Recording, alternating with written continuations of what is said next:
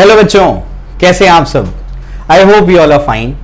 बच्चों, आज हम लोग नया टॉपिक स्टार्ट करने जा रहे हैं जिसका नाम क्या है, superposition of waves. Superposition of waves जो है बहुत ही इंटरेस्टिंग टॉपिक है, इजी टॉपिक है, बिल्कुल भी आपको डिफिकल्टी फेस नहीं होने दूंगा मैं इस टॉपिक में।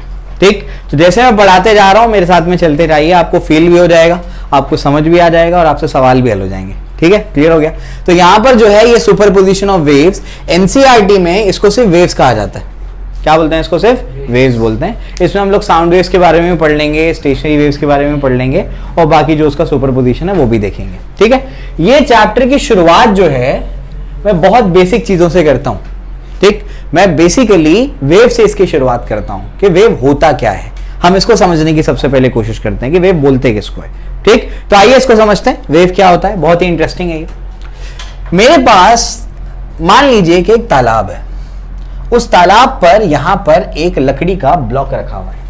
ठीक, बोल मास m का ब्लॉक रखा हुआ है मान लेते हैं। ठीक, तो अपने पास क्या है, अपने पास एक तालाब है, शांत तालाब है, और उसमें मैंने क्या कर दिया, एक लकड़ी का ब्लॉक जो है वहां पर तैर रहा है। बेसिकली वो रुका हुआ है, हवा वगैरह नहीं चल रही है तो आगे हवा की वजह से मूव नहीं कर रहा है। ठीक, वो रुका हुआ है वहां पर। मैं क्या चाहता हूं, मैं ये चाहता हूं कि मैं कुछ एनर्जी इस ब्लॉक तक पहुंचा दूं। मैं ये चाहता हूं, मैं क्या चाह रहा हूं कि मैं क्या करूं, ये ब्लॉक तक कुछ एनर्जी पहुंचा दूं। तो अगर मुझे क्या करना है, ये ब्लॉक तक एनर्जी को पहुंचाना है तो मुझे क्या करना पड़ेगा, मुझे अलग अलग तरीके लेने पड़ेंगे। मेरे पास ये ब्लॉक तक एनर्जी पहुंचाने के दो तरीके हैं। वो दो तरीके क्या हैं, आइए मैं आपको समझाता हूं। देखिए, सबसे पहला तरीका ये होगा, सबसे पहला तरीका मैं क्या करता हूं, ये मार्कर का टॉप लेता हूं, इसको ऐसे पकड़ के ऐसे फेंक देता हूं। तो मैंने क्या कर दिया, ये जो मेरे पास ढक्कन है ना, इस ढक्कन को मैंने एनर्जी दी, एनर्जी लेकर के ये गया और जाकर के इसको हिट कर दिया। समझ आ रहा है क्या बोल रहा हूं मैं? तो ये एक तरीका है एनर्जी ये ब्लॉक तक पहुंचाने का। कि अपन क्या करेंगे, एक कोई ऑब्जेक्ट लेंगे, उसको एनर्जी देंगे और ये जाकर के इसको हिट करेगा, तो आपने जो इसको एनर्जी दी वो एनर्जी लेकर जाकर इसको मिल गई। बस समझ में आ गई, क्लियर हो गया, बहुत आसान है। ये एक तरीका है, तरीका 1, मेथड 1। मैं दूसरा तरीका आपको बताता हूं। दूसरा तरीका क्या है, ध्यान से सुनिएगा। मैं क्या करता हूं, ये जो मैंने मार्कर का ढक्कन लिया या फिर कोई ऑब्जेक्ट लिया, मान लो पत्थर ले लिया, यहां पे ये पत्थर पहले फेंक दिया था तो उसको एनर्जी मिल गई थी। दूसरे तरीके में मैं क्या करता हूं, ध्यान से सुनिएगा, मैं पत्थर को फेंकूंगा नहीं, मैं पत्थर को ऐसे नहीं फेंकूंगा, मैं पत्थर को ड्रॉप कर दूंगा बस यहां पर। समझ आ रहा है क्या बोल रहा हूं मैं? सेकेंड तरीका क्या है, सेकेंड मेथड क्या है? सेकेंड मेथड ये है कि बस मैं क्या करता हूं, पत्थर को या मार्कर के टॉप को ऐसे ड्रॉप कर देता हूं। जैसे ड्रॉप करूंगा तो होगा क्या, उसको समझने की कोशिश करो। जैसे मैं इसको ड्रॉप कर दूंगा तो ये एनर्जी लेकर के क्या करेगा, ये वाले पार्टिकल को हिट करेगा। या के पार्टिकल को जैसे ही वो हिट करेगा तो होगा क्या, होगा ये कि ये यहां पर एक डिस्टर्बेंस क्रिएट हो जाएगा। ये आप लोगों को वहां पर एसएचएम में भी बताया था, मैंने बताया था। ये सुपरपोजिशन वहां पर क्या पढ़ा रहा था, कंपोजिशन पढ़ा रहा था, तो वहां पर भी मैंने आपको एग्जांपल दिया था। तो अभी मैं क्या कर रहा हूं, ये समझने की कोशिश करिए कि हम लोग क्या कर रहे हैं, एक पत्थर ले रहे हैं, पत्थर को ड्रॉप कर देते हैं। तो पत्थर को जैसे ही ड्रॉप कर देते हैं तो क्या होता है, वो पत्थर जाकर के एक पार्टिकल को हिट करेगा और वो पार्टिकल ऑसिलेट करना शुरू कर देंगे। इस साइड के भी पार्टिकल्स होंगे, उस साइड के भी पार्टिकल्स होंगे। मैं एक साइड आपको बताने की कोशिश कर रहा हूं। अब क्या होगा, ये पार्टिकल क्या करेगा, ऑसिलेट करेगा। ये ऑसिलेट करता हुआ अपने आगे वाले पार्टिकल को खींचेगा। जैसे एक रस्सी होती है ना, एक रस्सी, ये पार्टिकल को तुम ऐसे खींचो तो ये पार्टिकल को जैसे ही तुम खींचोगे तो होगा क्या, ये आगे वाले पार्टिकल को भी तो खींच लेती है। समझ आ रहा है क्या बोल रहा हूं मैं? रस्सी है, उसका एक एंड पकड़ो, ऐसे इसको खींचो तो क्या करेगा, आगे वाले पार्टिकल को भी खींच लेगा। समझ आ रहा है? बिल्कुल वैसे ही जब ये ऑसिलेट करेगा तो आगे वाले पार्टिकल को भी ऑसिलेट कराना शुरू कर देगा। वो डिस्टरबेंस फैलते फैलते फैलते फैलते स्प्रेड होते होते यहां तक पहुंच जाएगा। समझ आया? पहले तरीके में और दूसरे तरीके में फर्क क्या पता है? दोनों तरीकों में फर्क यह है कि पहले तरीके में पार्टिकल खुद चल करके जाके इसको एनर्जी देता है, लेकिन दूसरे तरीके में पार्टिकल को खुद चलकर जाने की जरूरत नहीं पड़ी। एक जगह डिस्टरबेंस क्रिएट कर दो, अब वो क्या करेगा, डिस्टरबेंस फैलते फैलते फैलते फैलते एनर्जी वो ब्लॉक तक पहुंच जाएगी। समझ आ रहा है क्या बोल रहा हूं मैं? तो आपके पास mode of transfer of energy कितने हैं, 2। पहला तरीका क्या है, पार्टिकल वाला तरीका।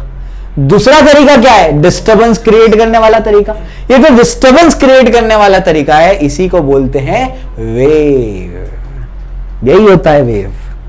तो अगर मैं आपको आसान भाषा में या लेमन्स लैंग्वेज में समझाने की कोशिश करूं कि वेव क्या है, तो आप बोलेंगे it's a mode of transfer of energy. क्या चीज है ये? It's a mode of transfer of energy.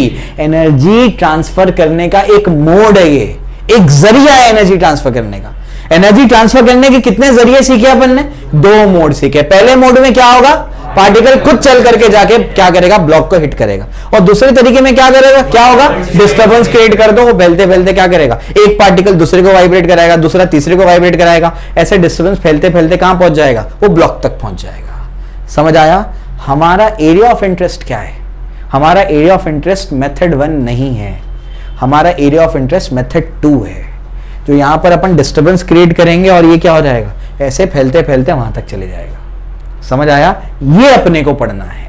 Clear हो गया? बात समझ में आ रही है? तो अगर कोई मुझसे पूछे कि वेव क्या है, तो अगर मैं एक बच्चे को समझाने के लिए डेफिनेशन दूं तो मैं कहूंगा it's a mode of transfer of energy. समझ आ गया? तो पहला लेमन्स लैंग्वेज में डेफिनेशन दे देते हैं इसका कि व्हाट इज अ वेव।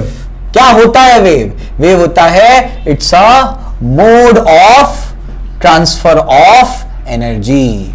समझ में आ गया? एनर्जी ट्रांसफर करने के मोड को हम लोग क्या बोलते हैं? वेव बोलते हैं। समझ आ गया? अब एक बहुत अहम बात आपको समझनी है, ध्यान से सुनिएगा मैं क्या बोल रहा हूं, बहुत अहम बात समझनी है। जब अपन ने क्या कर दिया, यहां पर डिस्टर्बेंस क्रिएट किया, यहां पर डिस्टर्बेंस क्रिएट किया, तो डिस्टर्बेंस क्रिएट करने के बाद क्या ये पार्टिकल ऐसे चल करके यहां पहुंचा? नहीं पहुंचा।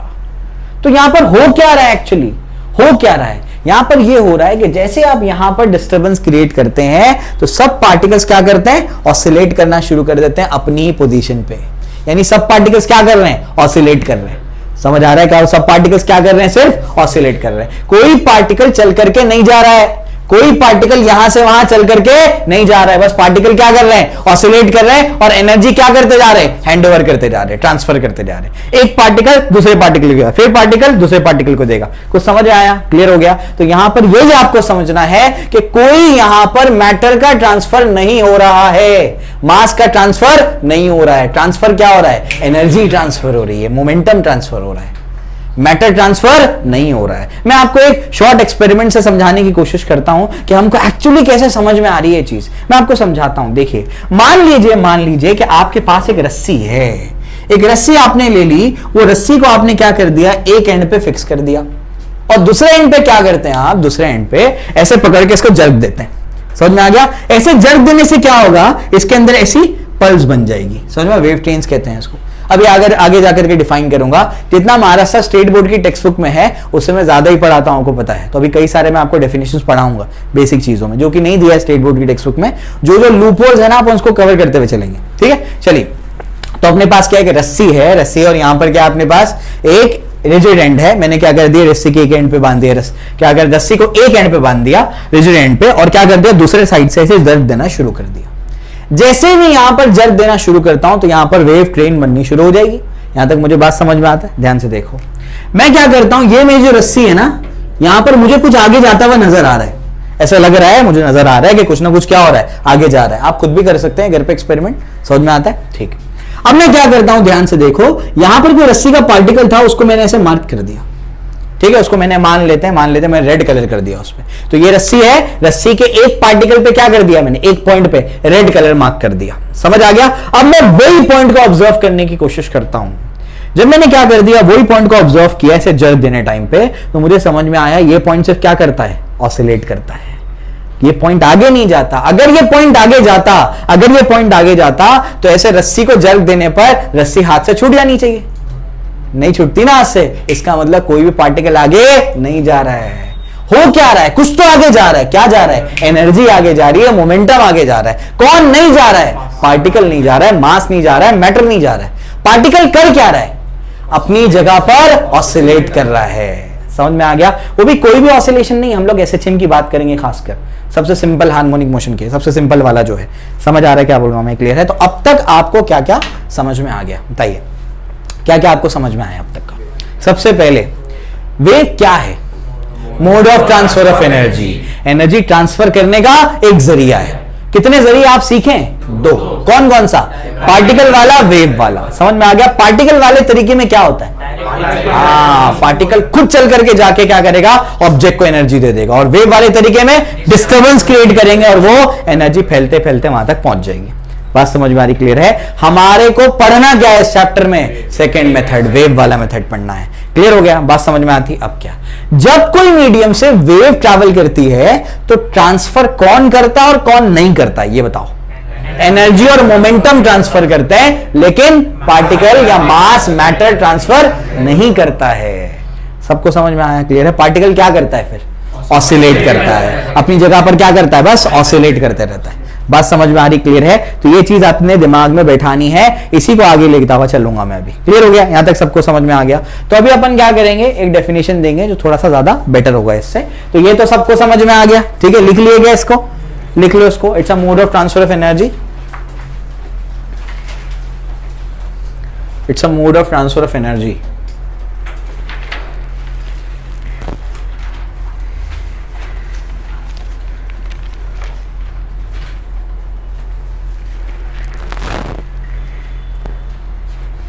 और एक डेफिनेशन मैं आपको दे देता हूं इसका।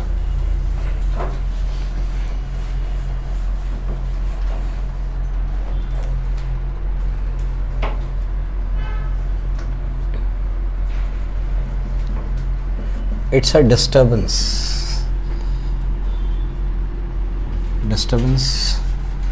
produced in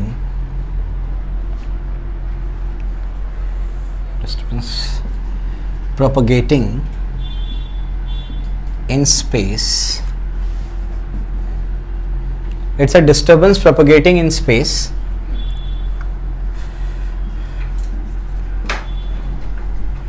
with transfer of matter and energy without transfer of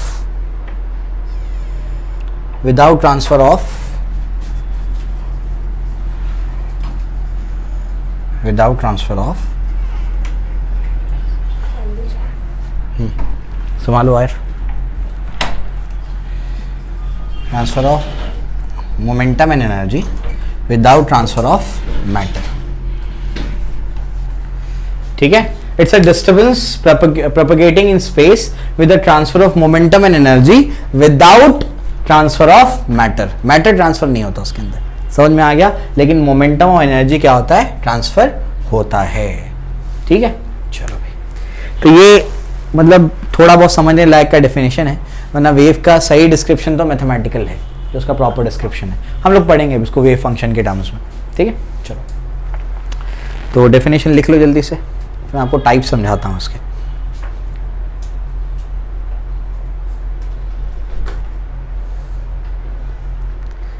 clear हो गया? ठीक है, चलो भाई।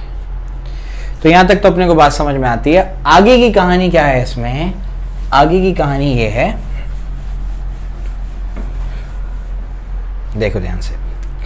अब जो है मैं आपको पढ़ाने जा रहा हूं टाइप्स ऑफ वेव्स। क्या पढ़ाऊंगा आपको मैं? Types of waves. ये टाइप्स ऑफ वेव्स क्या होती हैं इसको समझते हैं। तो जो आपकी टाइप्स ऑफ वेव्स है, इसमें बच्चे बड़े कंफ्यूज होते हैं। कोई किताब बताती है कि टाइप्स ऑफ वेव क्या है, आपका लॉन्जिट्यूडनल है, ट्रांसवर्स है। कोई किताब बता रही है मैकेनिकल है, नॉन मैकेनिकल है। कोई किताब बता रही है कि प्रोग्रेसिव है, आपका स्टेशनरी है। तो एक्चुअल क्या है इसका क्लासिफिकेशन? तो मैं आपको क्लासिफिकेशन समझाता हूं। याद रखिएगा, क्लासिफिकेशन हमेशा बेसिस पे डिपेंड करता है कि आप कौन से बेसिस पे उसको क्लासिफाई कर रहे हैं। तो आपको मैं जितने भी टाइप के वेव की क्लासिफिकेशन आप लोग करते हैं 2 सालों में, वो सब अलग अलग बेसिस पे जो है वो सब समझा दूंगा। ठीक, क्लियर हो गया? चलिए, तो उसको समझने की कोशिश करते हैं। सबसे इंपॉर्टेंट यहां पर मैं ये बोल रहा हूं कि बेसिस इंपॉर्टेंट है कि आपने बेसिस क्या लिया है। मैं हमेशा एक एग्जांपल देता हूं। अगर आपके पास फिजिक्स, केमिस्ट्री, मैथ्स, बायो की आपके पास किताबें हैं 11th और 12th स्टैंडर्ड की, अगर मैं आपको बोलता हूं कि आप क्या करो, सब्जेक्ट के बेसिस पे इसको क्लासिफाई करो, तो आप क्या करेंगे? 2 फिजिक्स के अलग, केमिस्ट्री के अलग, मैथ्स के अलग, बायो के अलग। मैं आपको बोलता हूं स्टैंडर्ड के हिसाब से क्लासिफाई तो करोगे, तो क्या करोगे? पीसीएमबी 11th की अलग और पीसीएमबी 12th की अलग। समझ आ रहा है क्या बोल रहा हूं? यानी क्या, वही किताबें हैं लेकिन बेसिस अगर बदल दिया जाए तो क्या होगा? बेसिस बदलने पे क्लासिफिकेशन बदल जाएगा। बात समझ में आ रही है? सैकड़ों बार एग्जांपल दे चुका हूं मैं ये, ठीक है। तो आइए अभी हम लोग क्या करते हैं, क्लासिफिकेशन ऑफ वेव देखते हैं। तो वेव का क्लासिफिकेशन क्या है? तो क्लासिफिकेशन ऑफ वेव्स का क्लासिफिकेशन क्या है, मैं आपको अलग अलग बेसिस बताऊंगा अभी, ठीक। सबसे पहला बेसिस हम लोग देखेंगे नेसेसिटी ऑफ मीडियम। बेसिस क्या होगा? Necessity of medium. पूरा तरीके से आपको क्लासिफिकेशन क्लियर कर दूंगा मैं भी। तो बेसिस क्या है? बेसिस है इसमें नेसेसिटी ऑफ मीडियम। मतलब क्या? वेव ट्रैवल करने के लिए मीडियम रिक्वायर्ड है कि नहीं है? समझ आ रहा है? कुछ ऐसी वेव होती हैं जिनको प्रोपोगेट करने के लिए मीडियम रिक्वायर्ड होता है, और कुछ ऐसी भी वेव होती हैं जिनको प्रोपोगेट करने के लिए मीडियम रिक्वायर्ड नहीं होता है। एग्जांपल के तौर पे अगर मैं इस रूम में वैक्यूम क्रिएट कर दूं तो मैं जो भी बोलूंगा आपको सुनाई नहीं देगा। क्यों नहीं देगा? मीडियम नहीं है साउंड वेव ट्रैवल करने के लिए। लेकिन अगर मैं लाइट जला दूं तो लाइट दिखाई देगी। क्यों लाइट दिखाई देगी? मतलब बेसिकली ऑब्जेक्ट दिखाई देंगे आपको। लाइट तो देख नहीं सकते अपन, ऑब्जेक्ट आपको दिखने लगेंगे। क्यों? क्योंकि लाइट को ट्रैवल करने के लिए मीडियम रिक्वायर्ड नहीं होता है। समझ आ गया? तो दो टाइप का अपन ने क्या कर दिया, मीडियम की नेसेसिटी के बेसिस पर उसके दो क्लासिफिकेशन किए। सबसे पहला इसमें होगा, इसको अपन बोलेंगे मैकेनिकल वेव। क्या बोलेंगे? Mechanical wave. और दूसरा जो होगा वो क्या होगा? Non mechanical wave. ठीक है, तो सबसे पहला क्या है आपका? मैकेनिकल वेव, और दूसरा क्या है आपका? Non mechanical wave. Mechanical wave का मतलब क्या है? मैकेनिकल वेव्स वो वेव्स होंगी जिनको प्रोपोगेट करने के लिए मटेरियल मीडियम रिक्वायर्ड है। समझ आ रहा है क्या बोल रहा हूं मैं? मैकेनिकल वेव वो वेव्स होंगी जिनको प्रोपोगेट करने के लिए मटेरियल मीडियम रिक्वायर्ड है। एग्जांपल के तौर पे साउंड वेव्स। समझ आया? क्लियर हो गया? तो यहां पर बता देता हूं, मैं लिख देता हूं उसको। Those waves which require material medium for their propagation, which requires material medium for their propagation। ठीक है, नॉन मैकेनिकल वेव क्या होगी?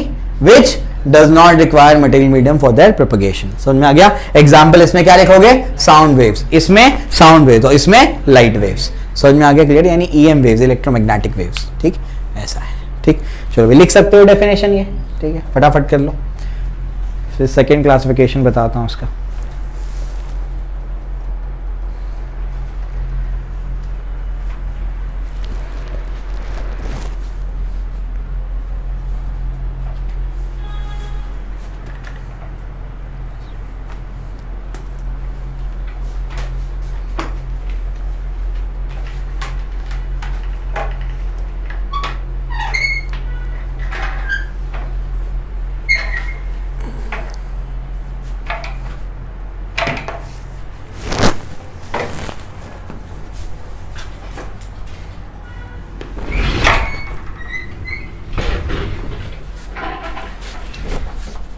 निशरत आ जाओ।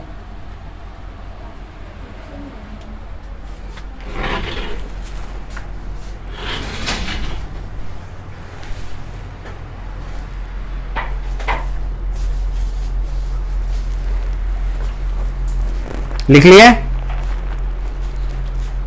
ठीक, ओके, चलो। तो अब इसके बाद जो है नेक्स्ट, अभी बेसिस क्या है देखिए।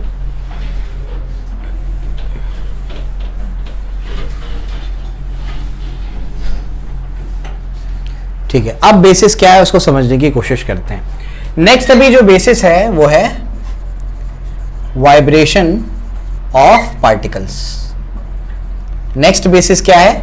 Vibration of particles. पार्टिकल्स के वाइब्रेशन के बेसिस पर अभी क्या करेंगे? इसको क्लासिफाई करेंगे। मतलब क्या है, मैं आपको मतलब समझाता हूं, देखिए ध्यान से। यहां पर सब गौर से देखेंगे तभी समझ में आएगा, वरना ये बाउंसर जाता है बच्चों को। अगर आप क्या करते हैं कि रस्सी लेते हैं, उसको एक एंड पे फिक्स कर देते हैं और यहां पर आप वेव ट्रेन भेजते हैं। ठीक है, एक होगा तो वेव पल्स बोलते हैं। बहुत सारी वेव पल्स आ जाएंगी तो क्या बोलेंगे? वेव ट्रेन आ गई है। ठीक है ना, तो वेव ट्रेन आप भेजते हैं। अब क्या, अगर आप गौर से देखेंगे तो मैंने यहां पर क्या किया था, याद है ना आपको? रेड कलर का पार्टिकल मार्क कर दिया था।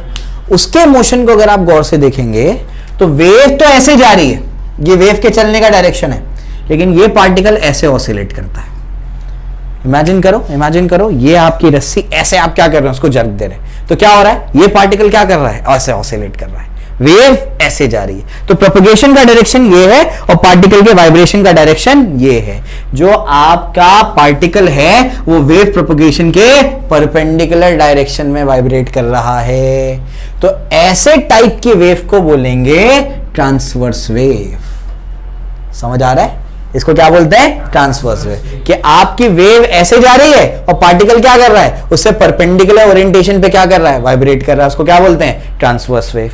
ठीक है, क्लियर हो गया। इसके बाद जो है आप क्या करते हैं, वो अभी वहां बाजार में निकला एक स्लिंकी करके, बड़ी सी स्प्रिंग निकली है, समझ में आ गया? स्लिंकी बोलते हैं उसको। ठीक है, तो आज वो बड़ी सी स्प्रिंग जो होती है ना, उसको आप क्या करो, उसको भी आप एक एंड पे यहां पर फिक्स कर दो।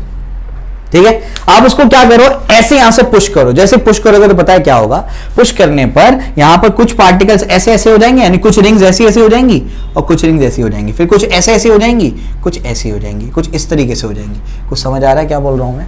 ठीक है ना? तो यहां पर क्या हो जाएगा, कुछ रिंग्स क्या हो जाएंगी, कंप्रेस हो जाएंगी, कुछ एक्सटेंड हो जाएंगी, कुछ कंप्रेस हो जाएंगी, कुछ एक्सटेंड हो जाएंगी। यहां पर वेव चल कैसे रही है? वेव चल रही है ये डायरेक्शन में, ये डायरेक्शन में वेव चल रही है। और पार्टिकल्स कैसे वाइब्रेट कर रहे हैं? पार्टिकल ऐसे वाइब्रेट कर रहे हैं। समझ आ गया? तो वेव के प्रोपगेशन का डायरेक्शन ये है और पार्टिकल्स के वाइब्रेशन का डायरेक्शन ऐसा है, मतलब उसके पैरेलल है। समझ आ गया? यानी इस केस में वेव ऐसे चल रही है और पार्टिकल भी क्या कर रहा है? ऐसे ऑसिलेट कर रहे हैं, ऐसे पार्टिकल ऑसिलेट कर रहे हैं। बात समझ में आ रही? क्लियर हो गया? तो बेसिकली ये जो टाइप है ना, जिसमें पार्टिकल प्रोपगेशन के डायरेक्शन के पैरेलल ओरिएंटेशन में वाइब्रेट करेंगे, उसको बोलेंगे लॉन्जिट्यूडनल वेव। क्या बोलेंगे इसको? Longitudinal wave. और जब परपेंडिकुलर ओरिएंटेशन में वाइब्रेट करेंगे तब क्या बोलेंगे? ट्रांसवर्स वेव बोलेंगे। समझ आया? क्लियर हो गया? तो ये मेरे हिसाब से लिखाने की जरूरत तो नहीं है, समझ में आ गया? डायग्राम बना लो बस इसका। ठीक है, डायग्राम बना लो।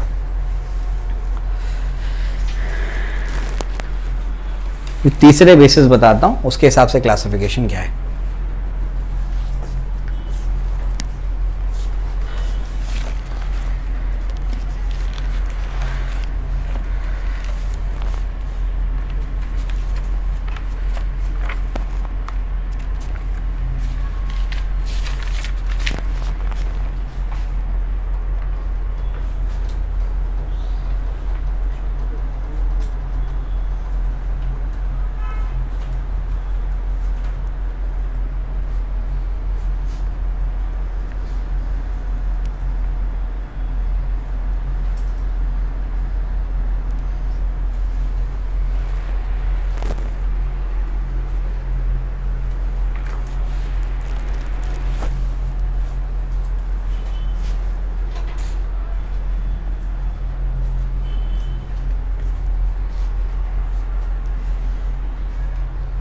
ठीक है, क्लियर हो गया?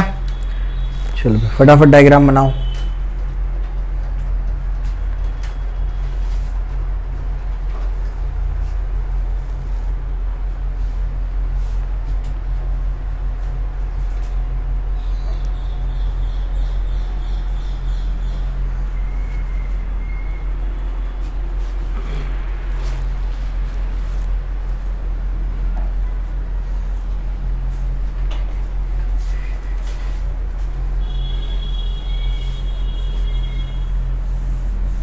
चलो, इसके बाद अभी नेक्स्ट जो होगा हमारा बेसिस, वो होगा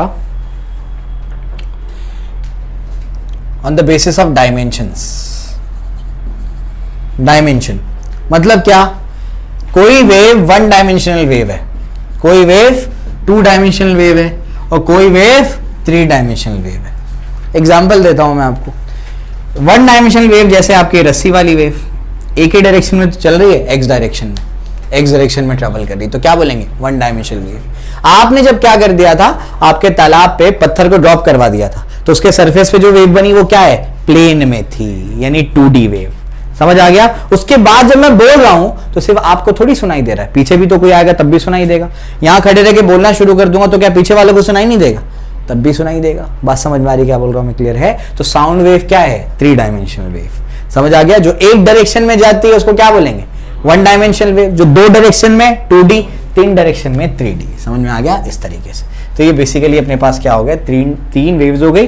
बस इसको फटाफट से लिख लो और फिर मैं इसके और एक टाइप बताता हूं और एक बेसिस, फिर क्या क्लासिफिकेशन बनता है इसका। ठीक है, देख लो उसको भी। बेसिस, नेक्स्ट होगा चौथा जो हमारा बेसिस होगा वो हो जाएगा एनर्जी प्रोपगेशन। एनर्जी प्रोपगेशन,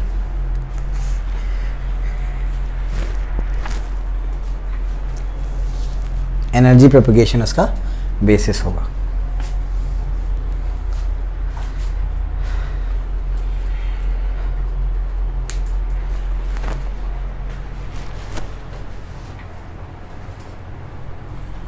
ठीक है, चलो भाई।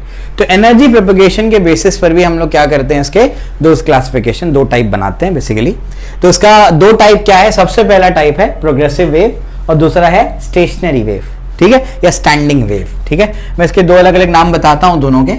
एक तो होगा प्रोग्रेसिव वेव, इसके बारे में महाराष्ट्र स्टेट बोर्ड की टेक्स्ट बुक में दिया है, आपको ये याद भी करना है, अभी मैं पढ़ाऊंगा भी आपको प्रोग्रेसिव वेव्स के बारे में। प्रोग्रेसिव वेव या उसका दूसरा नाम है, मुझे ये ज्यादा बेटर लगता है, ट्रैवलिंग वेव। प्रोग्रेसिव वेव या फिर ट्रैवलिंग वेव, जो वेव ट्रैवल करती है। तो क्या कोई ऐसी भी वेव होती है जो ट्रैवल नहीं करती?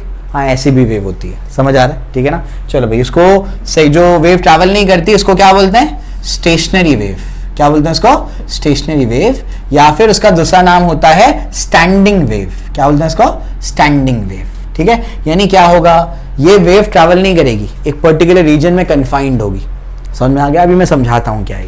ठीक है, तो सबसे पहले एनर्जी प्रोपगेशन मतलब क्या, इसमें जो है ये मीडियम में एनर्जी प्रोपगेट करती हुई चली जाएगी, कौन, प्रोग्रेसिव वेव। लेकिन स्टेशनरी वेव जो होती है मीडियम में एनर्जी प्रोपगेट नहीं करती है, एक पर्टिकुलर रीजन में क्या होती है, कन्फाइंड होती है। तो मैं आपको समझाता हूं प्रोग्रेसिव वेव क्या है, आइए इसको समझते हैं। सबसे पहले तो जो टेक्स्ट बुक में डेफिनेशन है आपको वही लिखना पड़ेगा इसका, ठीक है, वही डेफिनेशन आप लोग लिखेंगे। और डेफिनेशन क्या दिया हुआ है, टेक्स्ट बुक का डेफिनेशन ये है, a wave which travels in a given direction without damping or obstruction, without damping और ऑब्स्ट्रक्शन। ठीक है, तो एक ऐसी वेव जो एक पर्टिकुलर डायरेक्शन में ही चलती जाती है विदाउट डैम्पिंग एंड ऑब्स्ट्रक्शन, ये जो वेव है ये मीडियम में एनर्जी प्रोपोगेट करती चली जाती है। एग्जाम्पल के तौर पे अभी जो साउंड वेव है वो एक ट्रैवलिंग वेव है। अगर मैं यहां से बोल रहा हूं तो आपको सुनाई दे रहा है, तो आपको सुनाई कैसे दे रहा है, ये क्या कर रहा है, एनर्जी प्रोपोगेट करते हुए जा रही है। बात समझ में आ रही है, एनर्जी प्रोपोगेट करते हुए जा रही है। ठीक है, इसमें तो नहीं है ना, हाँ, एनर्जी प्रोपोगेट करते हुए जा रही है। यहां तक बात समझ में आती, क्लियर हो गया। उसके बाद आगे बढ़ते हैं। तो जैसे एग्जांपल के तौर पे क्या लिया मैंने, साउंड वेव। साउंड वेव क्या है, एक आपका प्रोग्रेसिव वेव है, समझ में आता है, जो आगे बढ़ता चले जाता है। दूसरा क्या है, स्टैंडिंग वेव। तो इसका उल्टा होगा, एनर्जी प्रोपोगेट नहीं करती होगी, क्या करता है मैं समझाता हूं आपको। इसके अंदर होता क्या है, आप क्या करो, दो रिजिड एंड ले लो और दो रिजिड एंड में उनके बीच में एक रस्सी लगा दो। ठीक है, जैसे वो गिटार या सितार में होता है, बिल्कुल वैसे। अब क्या करो, उसको प्लग करो। इसको प्लग करने पे क्या होता है, इसको प्लग करने पे एक वेव यहां पे जनरेट होगी, और अभी जाके रिफ्लेक्शन निकाल दिया है, लेकिन मैं तो पढ़ाऊंगा, बिना रिफ्लेक्शन के तुम कर नहीं सकते आगे की कहानी कुछ भी। ठीक है, तो यहां पर अपने पास क्या है, यहां पर अपने पास कुछ ऐसा है कि मैंने क्या कर दिया, मैंने एक वेव यहां पर जनरेट की, कौन सी, ट्रांसवर्स वेव, उसको प्लग किया तो वेव जनरेट हो गई। टक्कर खा के ये वेव क्या हो जाएगी, टक्कर खा के ये ऐसे रिटर्न आ जाएगी। समझ आ रहा है क्या बोल रहा हूं मैं, क्लियर है। तो बेसिकली इसका रिफ्लेक्शन हो जाएगा, क्या हो जाएगा, रिफ्लेक्शन हो जाएगा। तो वेव गई, टकरा करके रिटर्न आ गई, समझ आ गया, ठीक है ना। तो यहां पर ये जो वेव को मैंने, यानी पार्टिकल्स को जो मैंने एनर्जी दी, क्या ये एनर्जी उस रीजन से बाहर निकल रही है, नहीं, उस रीजन में क्या हो गई, वो कन्फाइंड हो गई। बात समझ में आ रही क्या बोल रहा हूं मैं, क्लियर है। तो ये वाली वेव को क्या बोलते हैं, स्टेशनरी वेव, रुकी हुई वेव, स्टैंडिंग वेव। समझ आता है, क्लियर हो गया। तो इस तरीके से उसको बोलेंगे। आप जो है इसको जल्दी से कॉपी करो, आगे बढ़ते हैं।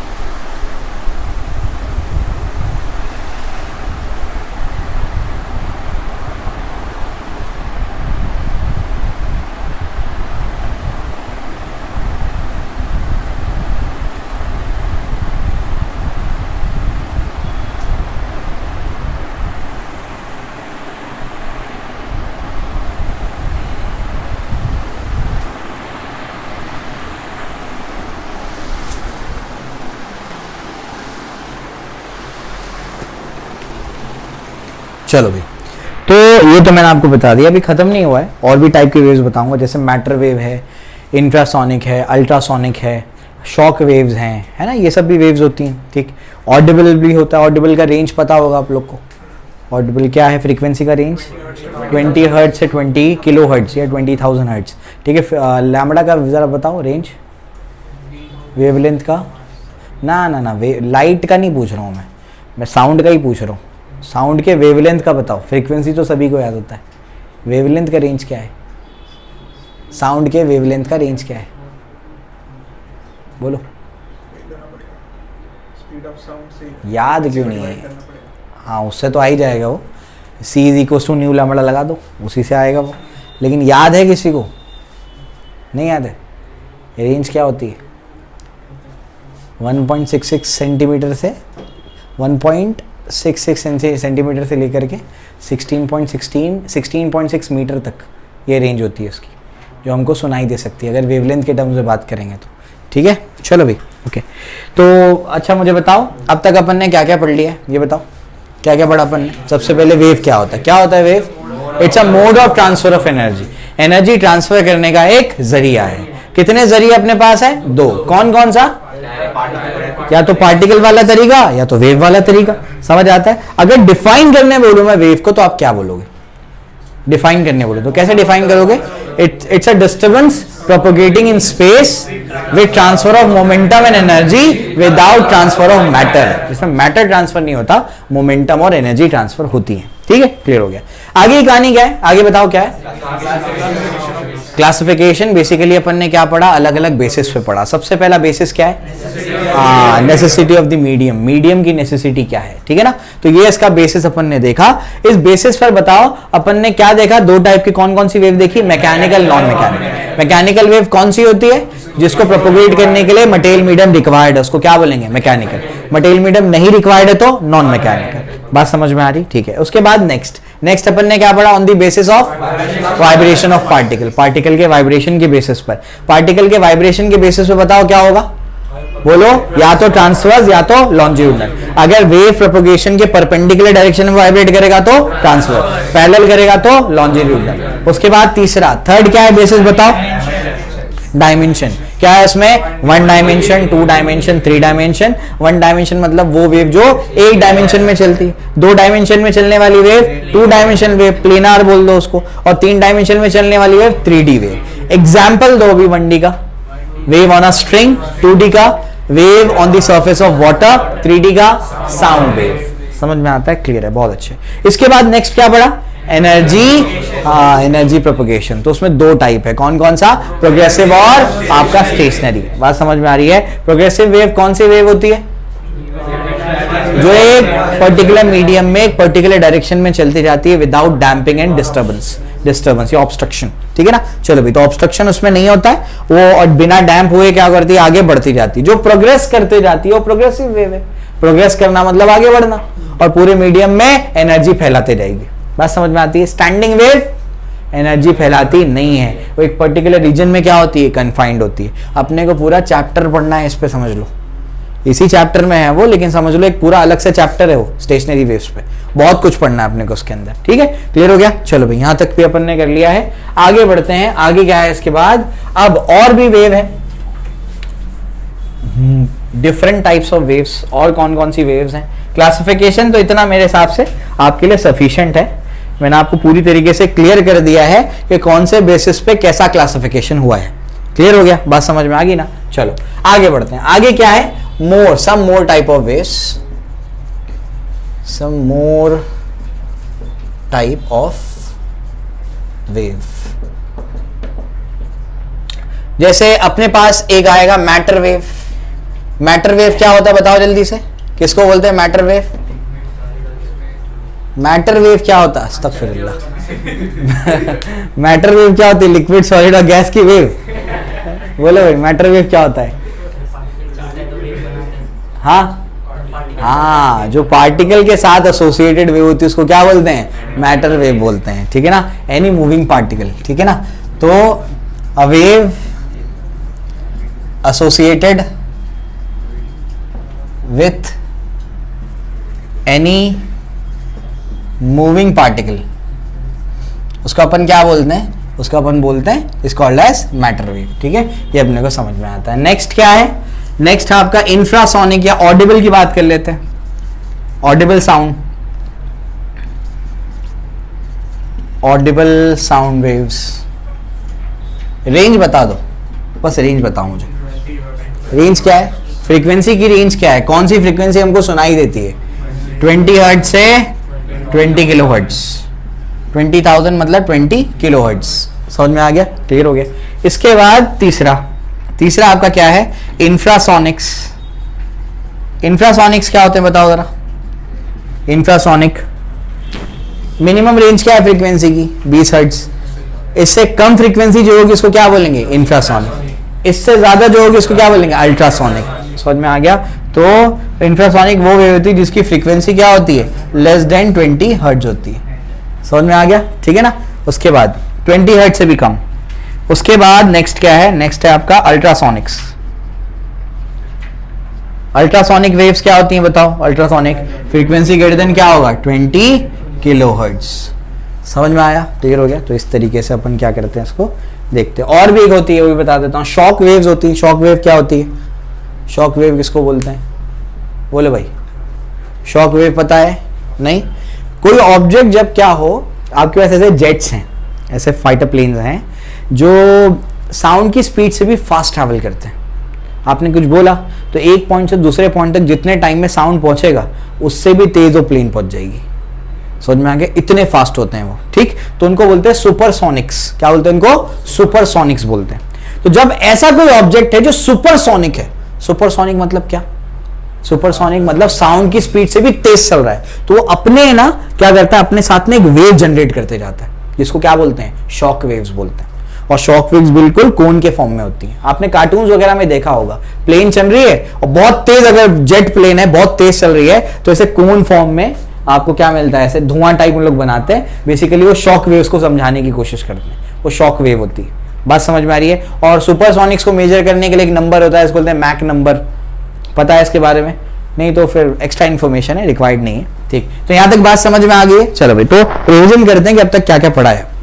क्या क्या पढ़ लिया बताओ जरा, क्या पढ़ लिया। सबसे पहले वेव क्या होता है, क्या होती है wave, it's a mode of transfer of energy, उसको क्या बोलते हैं, वेव बोलते हैं। समझ में आता है। इसके बाद अपन ने क्या पढ़ा, वेव का और एक डेफिनेशन। क्या पढ़ा और एक डेफिनेशन बताओ। हाँ, it's a disturbance propagating in space with transfer of momentum and energy without transfer of matter. मतलब क्या, जब कोई मीडियम से वेव ट्रैवल करेगी तो क्या होगा, पार्टिकल्स ऑसिलेट करेंगे, पार्टिकल्स मीडियम के ऑसिलेट करेंगे। कोई पार्टिकल अपनी जगह छोड़ के नहीं जाएगा, पार्टिकल बस क्या करेगा, ऑसिलेट करेंगे अपनी जगह पर। बात समझ में आ रही, कोई यहां का पार्टिकल उठ करके वहां नहीं पहुंचने वाला है। समझ में आती है बात, ठीक है, ये भी क्लियर हो जाता है। आगे कहानी क्या है, आगे अपन ने क्या पढ़ा, क्लासिफिकेशन ऑफ वेव्स पढ़े। क्या क्या क्लासिफिकेशन देखे, बेसिस बताओ मुझे क्या है। सबसे पहला necessity of medium, second basis क्या है, vibration of particle, third basis क्या है, डायमेंशन, ठीक है ना। फोर्थ बेसिस क्या है, एनर्जी प्रोपगेशन। समझ में आ गया। अब मुझे बताओ, नेसेसिटी ऑफ मीडियम के हिसाब से अपन ने कैसे क्लासिफाई किया इसको, मैकेनिकल, नॉन मैकेनिकल। मैकेनिकल यानी जिसमें मटेरियल मीडियम रिक्वायर्ड होता है, non mechanical material medium required नहीं होता। एग्जाम्पल दो, साउंड वेव मैकेनिकल है, electromagnetic wave non mechanical, light क्या है, नॉन मैकेनिकल वेव है। सेकंड आपका क्या है, सेकंड, हाँ सेकंड आपका है हाँ वाइब्रेशन ऑफ पार्टिकल, उसमें क्या है, ट्रांसवर्स और लॉन्जिट्यूडनल। ठीक है, सोने का नहीं है पीछे वाले, ठीक है, बोलो ट्रांसवर्स और लॉन्जिट्यूडनल। ट्रांसवर्स क्या होता है बताओ जरा। हाँ, जिनमें पार्टिकल्स क्या करता है, डायरेक्शन ऑफ वेव के परपेंडिकुलर ओरिएंटेशन में क्या करेगा, वाइब्रेट करेगा, क्या बोलेंगे, ट्रांसवर्स। और पैरेलल ओरिएंटेशन में वाइब्रेट करेगा तो लॉन्जिट्यूडनल। समझ आता है, बहुत अच्छे। उसके बाद तीसरा अपन ने क्या पढ़ा, डायमेंशन। कितने, 1 डायमेंशन, 2 डायमेंशन, 3 डायमेंशन। एग्जाम्पल दो। 1 dimension example, wave on a string. 2 dimension का वाटर सरफेस पे जो वेव बन रही है। 3 डायमेंशन का साउंड वेव एग्जांपल है, या लाइट वेव भी उसका एग्जांपल है, 3D वेव होती है लाइट। ठीक है, इसके बाद आगे आगे क्या है बताओ, एनर्जी प्रोपगेशन के बेसिस पे 2 टाइप है, कौन कौन सा। सबसे पहला क्या है, प्रोग्रेसिव वेव, दूसरा क्या है, स्टेशनरी वेव। समझ में आ रहा है, क्लियर है। तो सबसे पहला है प्रोग्रेसिव वेव, सेकंड क्या है, स्टेशनरी वेव। प्रोग्रेसिव वेव यानी क्या, which travels in a given direction without damping or obstruction। समझ में आ गया, मतलब प्रोग्रेस करती जाती है बस, समझ में आ गया? प्रोग्रेस करती है, प्रोग्रेस करना मतलब आगे बढ़ते जाना, ठीक है। और मीडियम में क्या करेंगे, एनर्जी प्रोपगेट करती रहेगी, कौन, प्रोग्रेसिव वेव। लेकिन स्टेशनरी वेव नहीं, दो रिजिड एंड में क्या होती है, उसकी एनर्जी कन्फाइंड होती है, जैसे गिटार में आपसे कहा, गिटार से टार में जो होता है, समझ में आ गया, ठीक है ना। वेव जनरेट होगी, एनर्जी वहीं कन्फाइंड है, हाँ यहां से बाहर निकल रही है लेकिन ये डायरेक्शन में क्या है, कन्फाइंड है, ऐसा है, ठीक है ना। चलो भाई, उसके बाद क्या, ये मुझे समझ में आ गया। अब उसके बाद और कुछ वेव मैंने आपको बताई, कौन कौन सी, मैटर वेव, और क्या है आपका ऑडिबल साउंड वेव, उसके बाद इंफ्रासोनिक, अल्ट्रासोनिक, शॉक वेव्स। समझ में आ गया, ये एक्स्ट्रा कुछ बता दिया मैंने, फटाफट इसको कॉपी कर लो, मैं आपको टर्म समझाता हूं कुछ।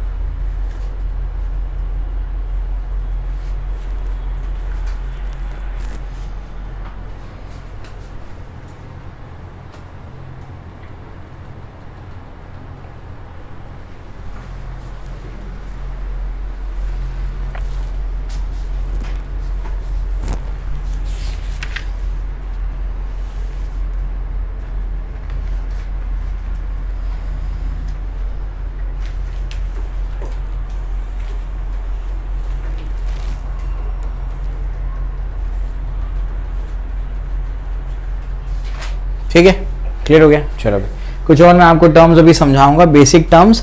ये आपकी बुक एक्सपेक्ट कर रही है कि आपने 11th में पढ़ा होगा, लेकिन हमको पता है एग्जाम ही नहीं हुआ है, बच्चों ने क्या पढ़ा है क्या नहीं पढ़ा है, तो इस वजह से मैं पूरा डिवाइस कराते हुए चलता हूँ उसको, ठीक है। चलिए भाई, तो इंपॉर्टेंट टर्म्स मैं आपको समझाऊंगा कि वेव समझने के लिए अपने को कौन कौन से टर्म्स पता होने चाहिए। तो जितनी आपकी टेक्स्ट बुक में दिया हुआ है उससे और ज़्यादा टर्म्स मैं यहाँ पर कवर करूँगा, ठीक है, क्लियर हो गया। क्योंकि मैं साथ साथ में एंट्रेंस भी पढ़ाते जा रहा हूँ, नीट जेई सीईटी, समझ में आ गया, तो उस वजह से मुझे सब कुछ कवर करना है, तो एक्स्ट्रा चीज़ें भी कवर करूँगा मैं इसमें, ठीक है। बोर्ड्स के लिए याद क्या रखना है वो आपको मैं बता दूंगा, क्या क्या चीज़ें याद रखनी है, ठीक है। वैसे कोई बेसिक डेफिनेशन पूछेंगे नहीं भी इस साल तुमको। आ जाओ, इंपॉर्टेंट टर्म्स,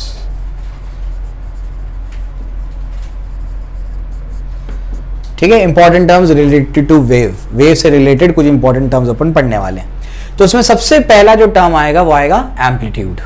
क्या टर्म आएगा, एम्पलीट्यूड। तो सबसे पहली चीज अपन क्या पढ़ेंगे, एम्पलीट्यूड। ये मैं आपको पिछले साल भी पढ़ा चुका हूं, उसके बाद उससे पहले मैं आपको केमिस्ट्री में एटॉमिक स्ट्रक्चर में भी पढ़ा चुका हूं, समझ आ गया। मैं 2 बार ऑलरेडी पढ़ा चुका हूं, लेकिन इस साल कुछ नए एडमिशन है तो उनको कंसिडर करते हुए मैं फिर से पढ़ा रहा हूं, ठीक है, क्लियर हो गया। तो सबसे पहले क्या है अपना एम्पलीट्यूड। एम्पलीट्यूड क्या होता है, क्या होता है एम्पलीट्यूड, कोई पार्टिकल, ध्यान से सुनना अभी, कोई मीडियम में जब वेव प्रोपगेट करते है, ध्यान से सुनो, कोई मीडियम है, ये मान लो वही रस्सी है अपनी, ये अपना मीडियम कौन है अभी, अपना मीडियम रस्सी है। मीडियम क्या है, रस्सी, रस्सी हमारा मीडियम है। जिससे वेव ट्रैवल करेगी या जिसमें वेव ट्रैवल करेगी वही हमारा मीडियम है। किसमें वेव ट्रैवल कर रही है, रस्सी में, तो रस्सी हमारा मीडियम है। तो रस्सी हमारा मीडियम है, तो इस तरीके से यहां पर वेव जनरेट हुई। और यहां पर आप अगर गौर से देखेंगे तो पार्टिकल का ये मेन पोजीशन है, यहां पर था वो, और यहां से वो यहां तक का गया, तो ये इसको क्या बोलेंगे, एम्पलीट्यूड बोलेंगे। क्या बोलेंगे इसको, एम्पलीट्यूड बोलेंगे। समझ आ गया। तो एम्पलीट्यूड क्या होता है, एम्पलीट्यूड होता है maximum displacement of a particle, of a vibrating particle from its mean position. समझ आ रहा है, उसी को क्या बोलते हैं, एम्पलीट्यूड बोलते हैं। कोई वाइब्रेटिंग पार्टिकल का मेन पोजीशन से जो उसका मैक्सिमम डिस्प्लेसमेंट होता है उसी को अपन क्या बोलते हैं, एम्पलीट्यूड बोलते हैं। समझ आ गया। अगर पार्टिकल ऐसे ऑसिलेट कर रहे हैं तो बताओ, ये इसका मेन पोजीशन है, यहां से यहां तक गया, यहां से यहां तक गया, तो यहां से यहां तक का जो डिस्टेंस है वो क्या है, एम्पलीट्यूड है। समझ में आ गया। तो एम्पलीट्यूड क्या होता है, maximum displacement of a vibrating particle from its mean position, ठीक है, मीन पोजीशन से जो वाइब्रेटिंग पार्टिकल का मैक्सिमम डिस्प्लेसमेंट होता है उसी को अपन क्या बोलते हैं, एम्पलीट्यूड बोलते हैं। उसका नोटेशन क्या है, उसका नोटेशन है कैपिटल ए। क्या नोटेशन है, कैपिटल ए। समझ आया, कोई दिक्कत नहीं, एम्पलीट्यूड समझ में आता है। सेकंड जो है वो आपका है वेवलेंथ। क्या है भी, वेवलेंथ। वेवलेंथ क्या होता है बताओ जरा, मैं अलग अलग डेफिनेशंस दूंगा अभी वेवलेंथ के। क्या होता है वेवलेंथ, बताओ जल्दी से, बोलो भाई। वेवलेंथ क्या होता है, distance between two consecutive crest या कॉन्जिक्यूटिव ट्रफ। समझ में आ गया, ये वेवलेंथ है। और डेफिनेशन कुछ बन सकता है क्या वेवलेंथ का, बोलो, और कुछ डेफिनेशंस बन सकते हैं क्या वेवलेंथ के?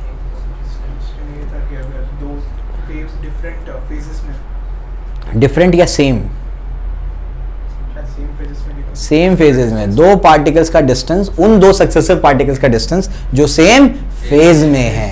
ऑसिलेशन में बताया था मैंने आप लोगों को, ठीक है, क्लियर हो गया। चलो भाई, ये भी इसका डेफिनेशन बन सकता है। पहले इसको कॉपी करो, वेवलेंथ के मैं 2-3 अलग अलग डेफिनेशन दूंगा आपको।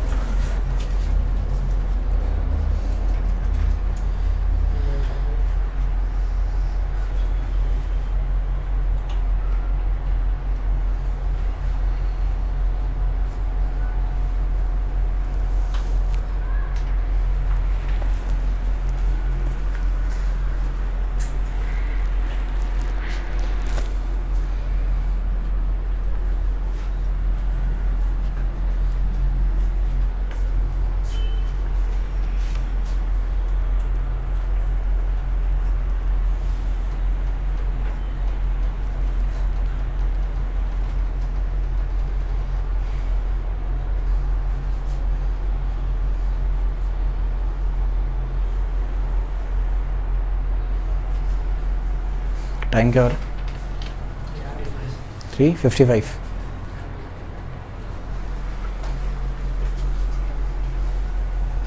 ठीक है,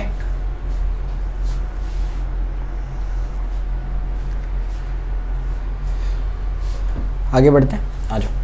अब जो है सेकेंड इंपॉर्टेंट टर्म जो है, सेकेंड इंपॉर्टेंट टर्म क्या है, सेकेंड इंपॉर्टेंट टर्म हमारा है वेवलेंथ। ठीक, मैं आपको अलग अलग तरीके से समझाने की कोशिश करता हूं कि वेवलेंथ होती क्या है। ठीक है, वेवलेंथ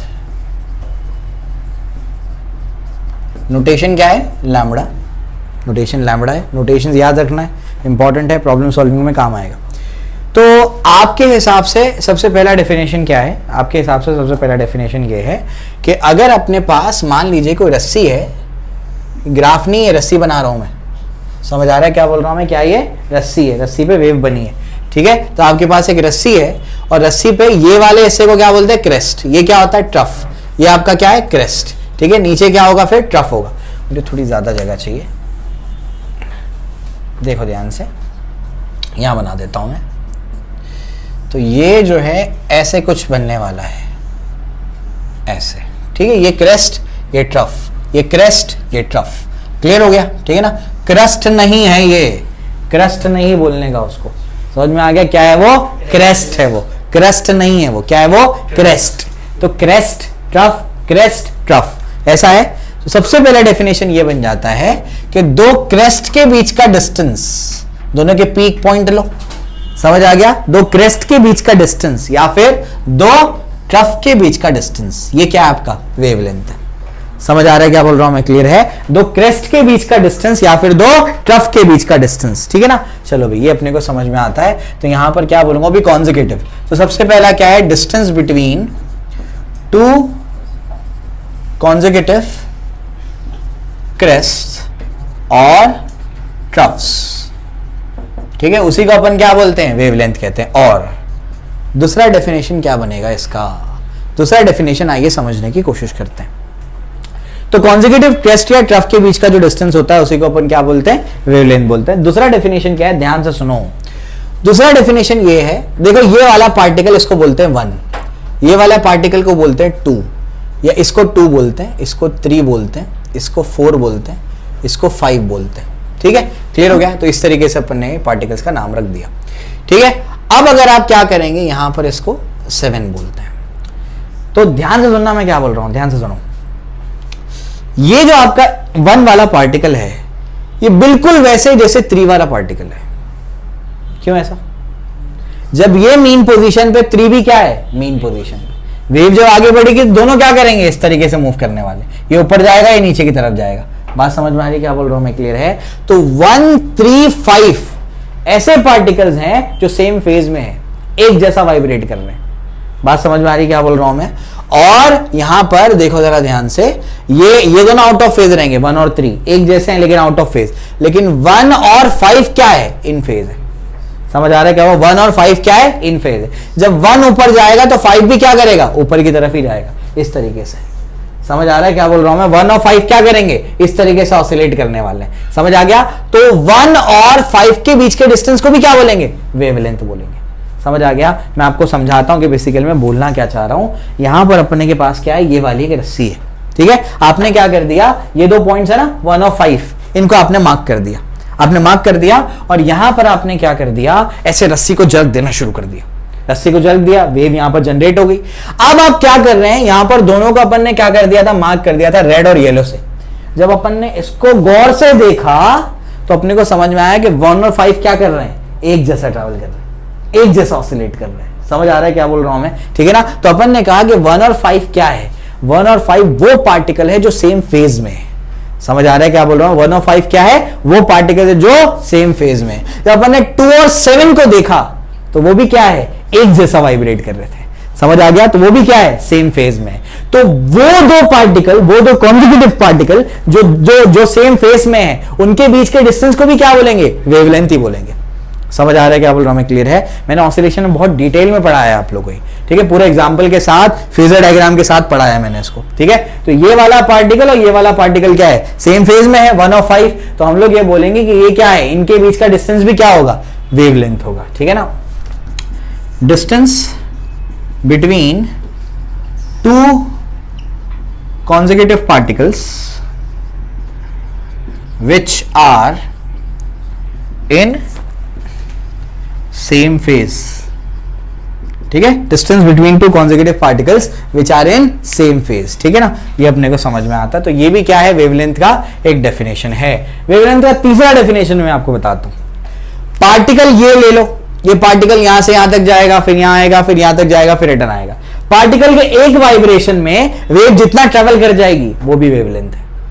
समझ आ रहा है क्या बोल रहा हूं मैं? पार्टिकल के एक वाइब्रेशन में वेव जितना ट्रेवल कर जाएगी वो भी क्या है, वेवलेंथ है। ये भी इसका डेफिनेशन बनता है। तो और डेफिनेशन क्या बनेगा, और डेफिनेशन बनेगा इसका, distance travelled by the wave, travelled by the wave in one vibration of the particle, particle के एक वाइब्रेशन में जो डिस्टेंस ट्रैवल कर जाएगी वेव, उसको भी क्या बोलेंगे, वेवलेंथ बोलेंगे, ठीक है। तो 3 अलग अलग तरीके से आपको उसके मैंने डेफिनेशन दे दी है। क्लियर हो गया, कोई दिक्कत नहीं। चलो भाई, तो ये आपका क्या होता है, वेव होता है। तो ध्यान रखना 1 और 5 क्या है, सेम फेज में है। 2 और 7 क्या है, सेम फेज वाले पार्टिकल्स हैं, ठीक है। क्लियर हो जाता है। चलो भाई आगे बढ़ते हैं, लिख लिए डेफिनेशंस, लिख लो लास्ट जल्दी से।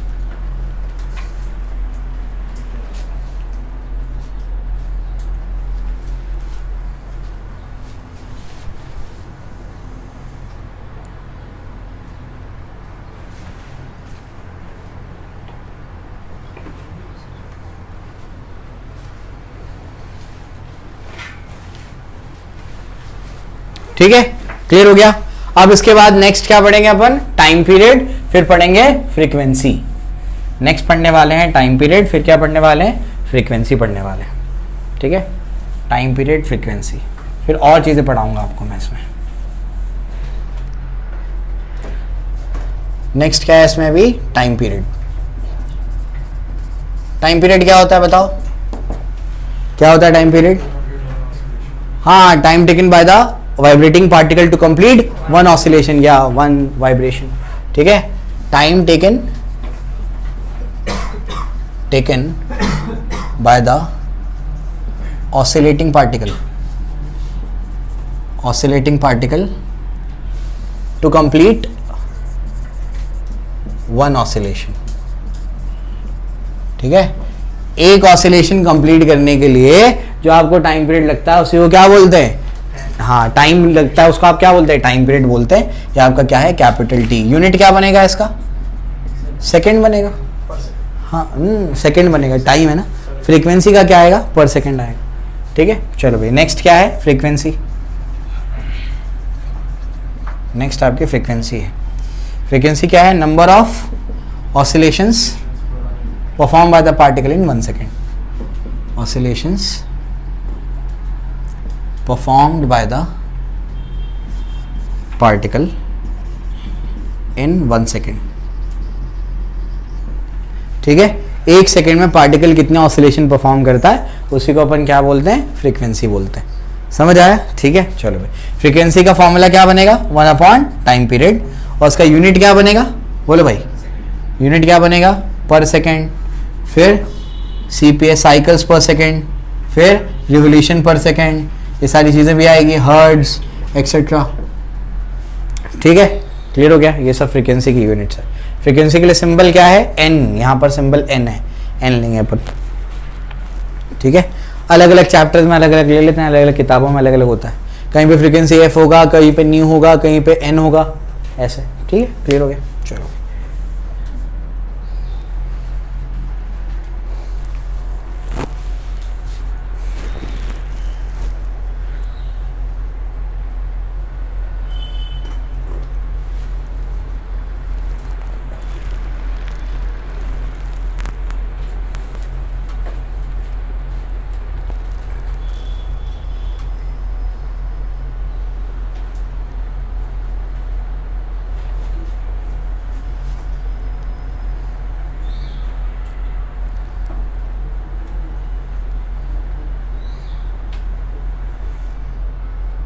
ठीक है, क्लियर हो गया। चलो तो इतने बेसिक टर्म्स आपको मैंने पढ़ा दिए। टोटल कितने, 4 पढ़े, कितने पढ़े, 4 पढ़े। 4 बेसिक टर्म्स आपको मैंने पढ़ा दिए। इसके बाद और कुछ बेसिक टर्म्स हैं, लेकिन पहले मैं प्रोग्रेसिव वेव को कंप्लीट करूंगा, फिर उन बेसिक टर्म्स पे जाऊंगा, क्योंकि मुझे SHPW यानी सिंपल हार्मोनिक प्रोग्रेसिव वेव का इक्वेशन लिखने में वो काम आएगा। तो उसको बाद में पढ़ेंगे, पहले प्रोग्रेसिव वेव के बारे में पढ़ेंगे। ठीक है, यहाँ तक समझ में आ गया है, कोई दिक्कत नहीं है। तो बताओ आज क्या क्या पढ़े, बताओ, बोलो। सबसे पहले क्या पढ़ा, वेव क्या होता है। क्या होता है wave, it's a mode of transfer of energy. ठीक है, बिल्कुल सोना नहीं है, बिल्कुल सोना नहीं है, जवाब देने का है। ठीक है, क्या होता है बताओ, wave it's a mode of transfer of energy. ठीक है, डिफाइन करो वेव को, disturbance produced propagating in space with transfer of momentum and energy without transfer of matter.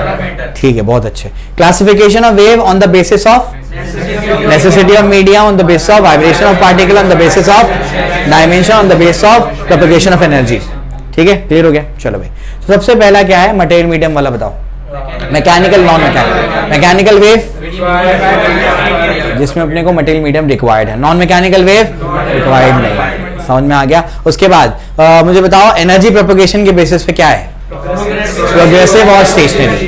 तो प्रोग्रेसिव क्या होता है, जो प्रोग्रेस करती जाती है, जो बढ़ती चली जाती है, साउंड वेव, समझ में आता है। स्टेशनरी वेव जो पर्टिकुलर रीजन में कन्फाइंड होती है, एनर्जी मीडियम में प्रोपगेट नहीं करती है, स्टेशनरी वेव या स्टैंडिंग वेव। ठीक है, प्रोग्रेसिव वेव का दूसरा नाम क्या है, ट्रैवलिंग वेव, जो ट्रैवल करती जाती है। स्टेशनरी वेव का दूसरा नाम क्या है, स्टैंडिंग वेव, जो स्टैंड करती है। समझ आया, क्लियर हो गया, ये अपने को समझ में आ रहा है।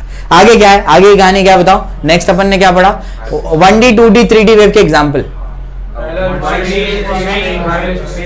स्ट्रिंग पे वेव है 1 डायमेंशन, सरफेस पे जो वेव है 2 डायमेंशन। उसके बाद समझ में आया, क्लियर है, ये अपने को समझ आता है। आगे कहानी क्या है, आगे अपन ने क्या पढ़ा, अपन ने ये देखा कि कुछ इंपॉर्टेंट टर्म्स है।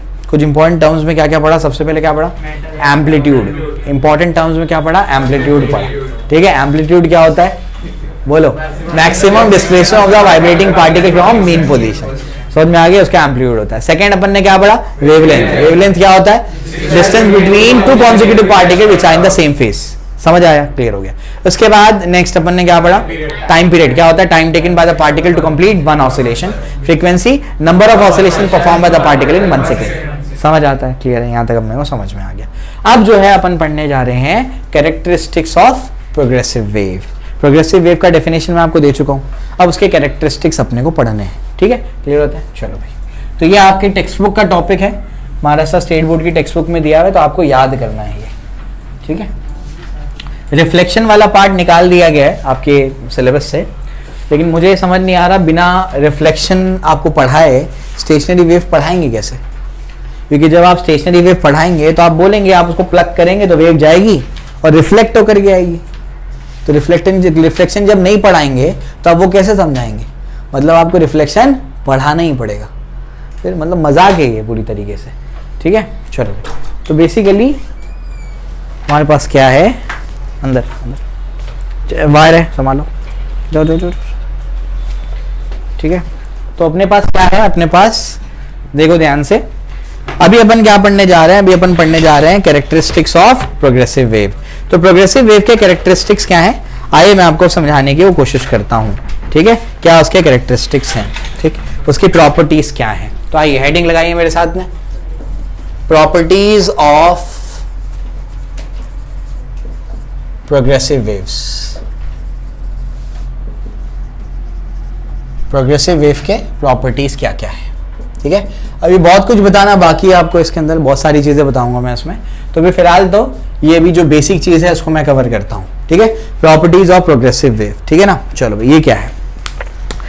जब कोई मीडियम में प्रोग्रेसिव वेव का एक एग्जांपल याद रखो, कौन सा? Sound wave. साउंड वेव की प्रोग्रेसिव वेव होती है। तो जब भी कोई मीडियम में प्रोग्रेसिव वेव जा रही है, अब मैं जब बोल रहा हूं तो एयर मीडियम में कौन सी वेव जा रही है? प्रोग्रेसिव वेव जा रही है। समझ आ रहा है क्या बोल रहा हूं मैं? क्लियर है? तो जब भी कोई मीडियम में प्रोग्रेसिव वेव जाती है तो उस मीडियम के पार्टिकल, सब के सब पार्टिकल ऑसिलेशन परफॉर्म करना शुरू कर देते हैं। खास करके जो हम पढ़ने वाले हैं वो कौन सा होगा? सिंपल हार्मोनिक ऑसिलेशन या सिंपल हार्मोनिक मोशन परफॉर्म करना शुरू कर देते हैं। तो जब कोई वेव, ये मेरे पास मीडियम है, ये मेरे पास मीडियम है और यहां से वेव आई, जब वेव आती है वो पार्टिकल क्या करने लगते हैं? पार्टिकल ऐसे ऑसिलेट करना शुरू कर देते हैं, एसएचएम परफॉर्म करना शुरू कर देते हैं। तो ये जो वेव है ना, इस वेव को बोलेंगे सिंपल हार्मोनिक प्रोग्रेसिव वेव। क्या बोलेंगे इसको? Simple harmonic progressive wave. Progressive है क्योंकि आगे बढ़ रही है। सिंपल हार्मोनिक क्यों लग गया? क्योंकि वो पार्टिकल्स को जो वाइब्रेट करा रही है, वो पार्टिकल्स का ऑसिलेशन क्या है? सिंपल हार्मोनिक मोशन है। इस वजह से हम लोग क्या बोलेंगे? ये क्या है? SHPW, यानी क्या? सिंपल हार्मोनिक प्रोग्रेसिव वेव है। समझ आता है? क्लियर है? तो सिंपल हार्मोनिक प्रोग्रेसिव वेव में सबसे पहला क्या है?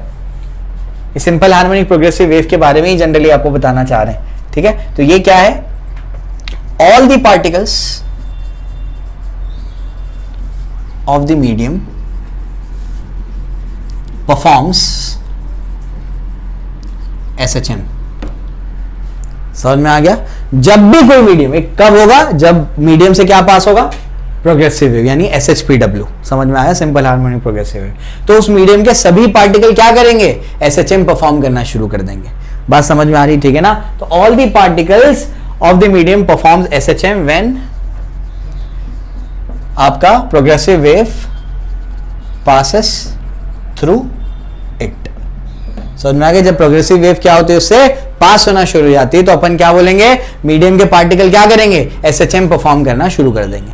समझ आता है? क्लियर हो गया। उसके बाद सेकंड पॉइंट क्या है? हर पार्टिकल का फेज अलग अलग होगा। क्या बोल रहा हूं मैं? हर पार्टिकल, हर दो कॉन्सेक्यूटिव पार्टिकल का फेज क्या होगा? अलग अलग होगा। ठीक है ना? तो every two consecutive particles will have different phase।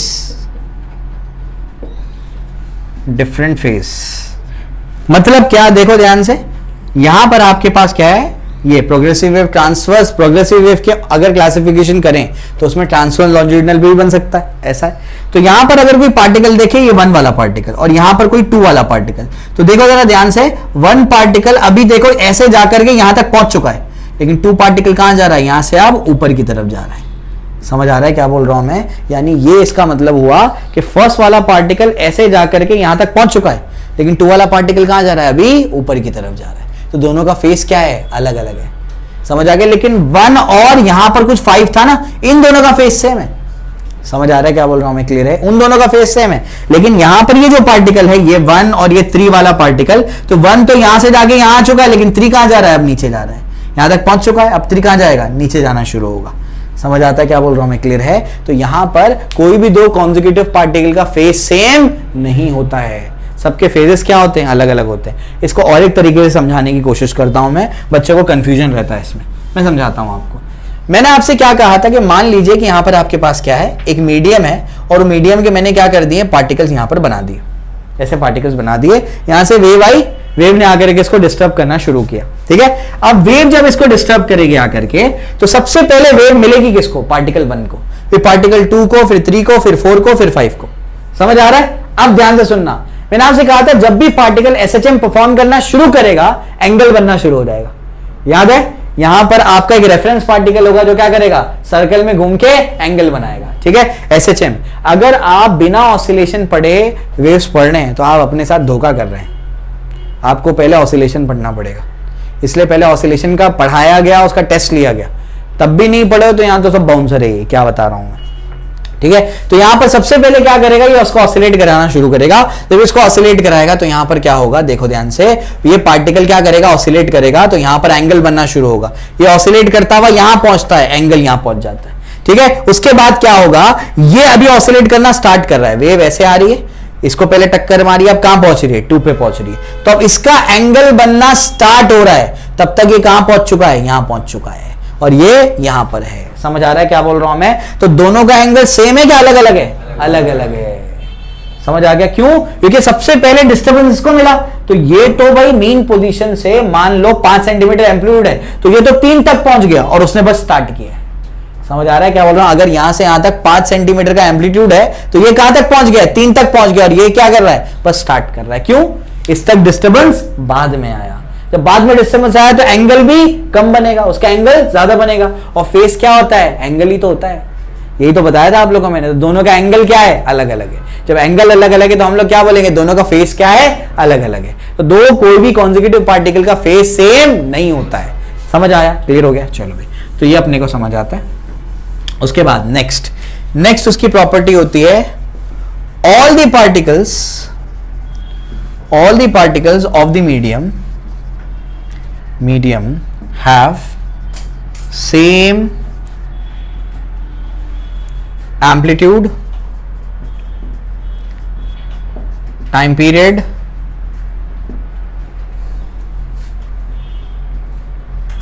and frequency। मतलब क्या, मतलब समझते हैं इसका।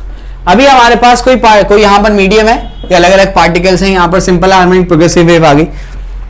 ये आपके पास क्या है, ये आपके पास कोई पार्टिकल है, और यहां से यहां तक का अगर ये एम्पलीट्यूड इसका ए है, या फिर मान लो पहला पार्टिकल का एम्पलीट्यूड 5 सेंटीमीटर है, तो दूसरे पार्टिकल का एम्पलीट्यूड भी क्या होगा, 5 सेंटीमीटर। तीसरे पार्टिकल का एम्पलीट्यूड भी क्या होगा, 5 सेंटीमीटर। चौथे पार्टिकल का एम्पलीट्यूड भी क्या होगा, 5 सेंटीमीटर। कुछ समझ आ रहा है? यानी पहला पार्टिकल अगर यहां पर 5 और यहां पर 5 जाता है, तो दूसरा पार्टिकल भी यहां पर 5, यहां पर 5 जाएगा। तीसरा पार्टिकल भी यहां पर 5, यहां पर 5 जाएगा। समझ आ गया? एम्पलीट्यूड सेम है। दूसरा क्या, टाइम पीरियड भी सेम है। पहले पार्टिकल को ऑसिलेशन कंप्लीट करने के लिए मान लो 2 सेकंड लग गया, तो दूसरे पार्टिकल को भी 2 ही सेकंड लगेगा, तीसरे पार्टिकल को भी 2 ही सेकंड लगेगा। पहला पार्टिकल मान लो 1 सेकंड में 0.5 ऑसिलेशंस कंप्लीट कर रहा है, तो दूसरा भी क्या करेगा, 0.5 ऑसिलेशन, तीसरा भी क्या करेगा, 0.5 ऑसिलेशन। यानी हर पार्टिकल का, मीडियम के हर पार्टिकल का जिसमें से SHPW जा रहा है, हर पार्टिकल का एम्पलीट्यूड, टाइम पीरियड और फ्रीक्वेंसी सेम होगा। समझ आता है? क्लियर हो गया? कॉपी कर लो उसको फटाफट से।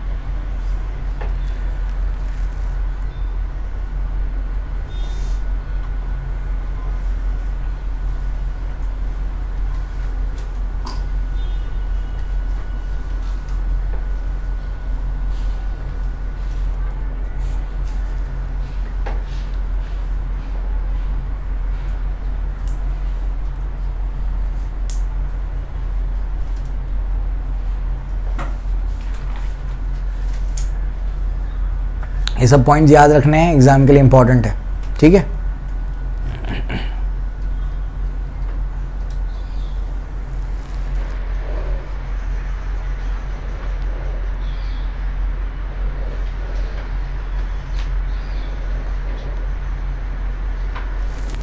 ठीक है, क्लियर हो गया। चलो भाई आगे बढ़ते हैं। आगे क्या है, नेक्स्ट पॉइंट्स बता देता हूँ मैं आपको।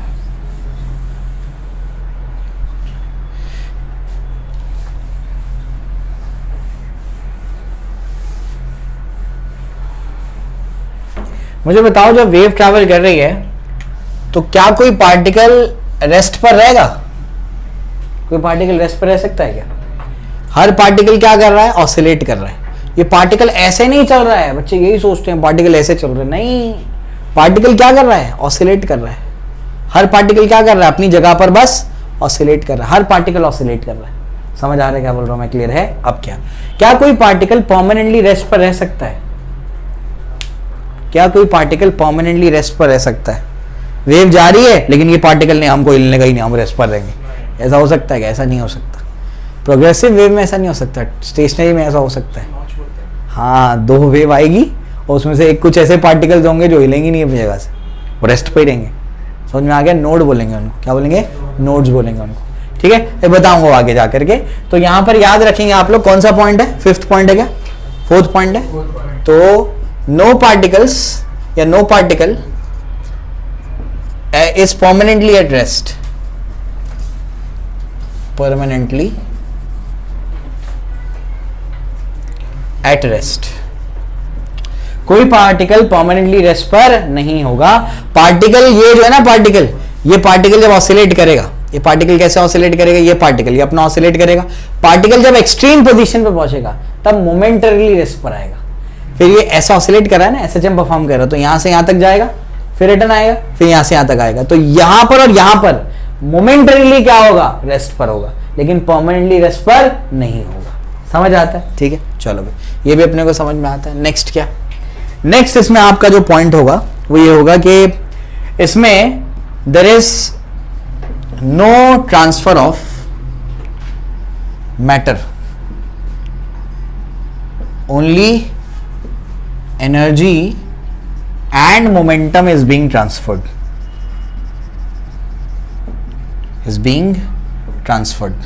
ये अपने को पहले से ही पता है कि, वरना तो वेव ही नहीं होगी ना, वो तो समझ में कि पहले से ही पता है कि जब भी या आपका क्या होगा, प्रोग्रेसिव वेव या simple harmonic progressive wave medium से ट्रेवल करेगी तो उसमें मैटर का ट्रांसफर नहीं होगा, एनर्जी और मोमेंटम का ट्रांसफर होगा। बात समझ में आ रही? क्लियर हो गया। तो ये भी अपने को समझ में आता है। इसके बाद और पॉइंट्स क्या हो सकते हैं इसके? और पॉइंट्स में हम लोग इसमें कह सकते हैं कि पार्टिकल के बाद मैक्सिमम वेलोसिटी कब आ सकती है?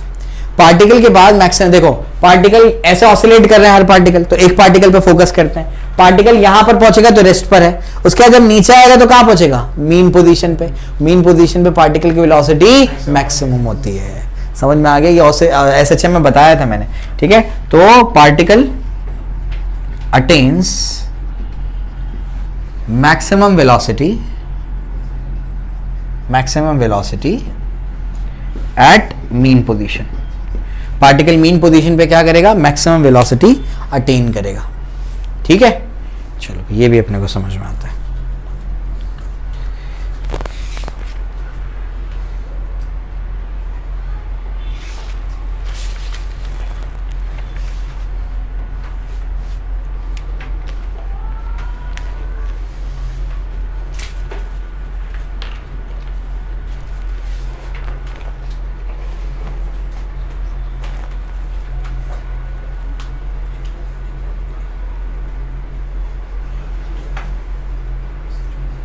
जो एनर्जी प्रोपेगेट होती है मीडियम में वेव के थ्रू, वो भी एक पर्टिकुलर स्पीड से ट्रैवल करती है, समझ गया? और वो जो स्पीड होती है, यानी कितनी स्पीड से एनर्जी प्रोपेगेट करेगी मीडियम में, ये इस बात पे डिपेंड करता है कि मीडियम की प्रॉपर्टीज क्या है, मीडियम के अंदर इलास्टिसिटी, इनर्शिया है कि नहीं है।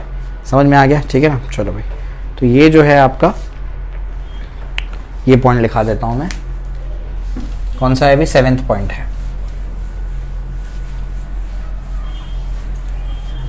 6 पॉइंट मैक्सिमम याद करना है इसमें। 6 पॉइंट से ज्यादा, यानी 3 मार्क्स से ऊपर सवाल नहीं पूछेगा इसमें। मैक्सिमम आएगा 3 मार्क का सवाल। जनरली 2 मार्क का ही सवाल बन सकता है, लेकिन जब मैक्सिमम कुछ पूछेगा तो 3 मार्क का सवाल पूछेगा। 6 पॉइंट से ज्यादा याद नहीं करना है इसमें। ठीक है, चलो भाई मैं लिखा दे रहा हूं ये point. Energy is propagated through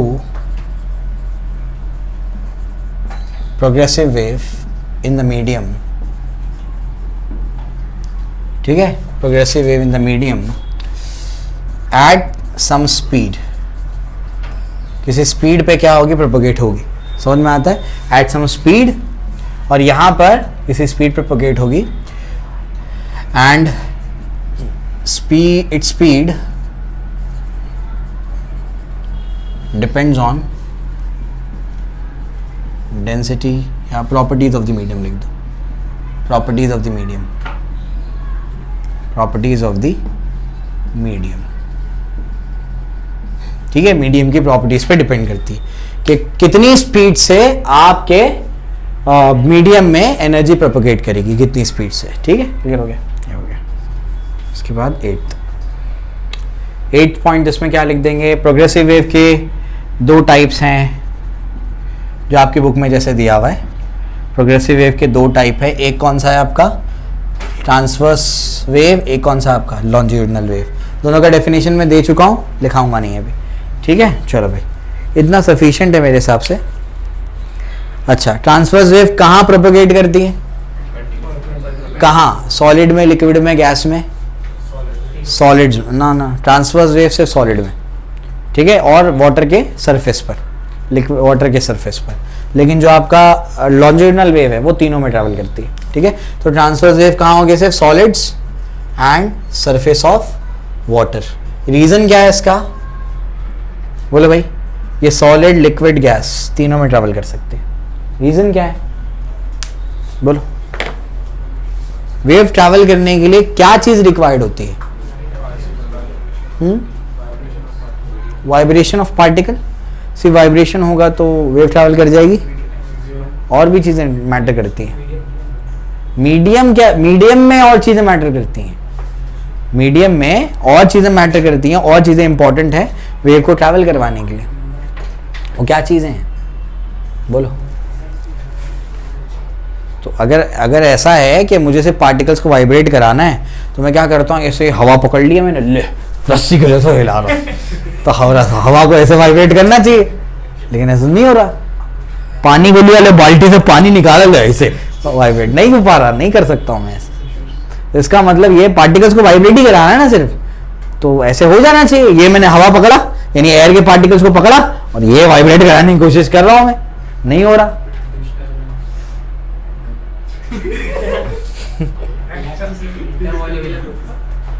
very good, intermolecular forces ये रिक्वायर्ड है, इंटरमॉलिक्यूलर फोर्स होना चाहिए, अट्रैक्टिव फोर्स होना चाहिए मॉलिक्यूल्स के बीच में, तब हो सकता है। आप लोगों का कल का होमवर्क है, कल आप लोग इसके बारे में पढ़ करके आएंगे, गूगल है क्या नहीं है आपके हाथ में, आज आप लोग इसके बारे में पढ़ेंगे और मुझे बताएंगे कि कोई मीडियम में, या ऐसे ये बता देना सिर्फ कि ट्रांसवर्स वेव जो है सॉलिड और सरफेस ऑफ वाटर इन पे क्यों ट्रैवल हो सकती, और आपका जो लॉन्जिट्यूडिनल वेव है वो तीनों में कैसे ट्रैवल कर सकती। समझ आ रहा है क्या बोल रहा हूँ मैं, क्लियर है। तो ट्रांसवर्स वेव को ट्रैवल होने के लिए एक इंपॉर्टेंट कंडीशन है, ठीक है, वो आपको बतानी है मुझे, ठीक है। तो आप लोग कल मुझे इसके बारे में बताएंगे, आज के लिए इतना सफिशिएंट है, बाकी एक्स्ट्रा जो पार्ट होगा वो मैं कल कराऊंगा आप लोगों को, ठीक है, क्लियर हो गया।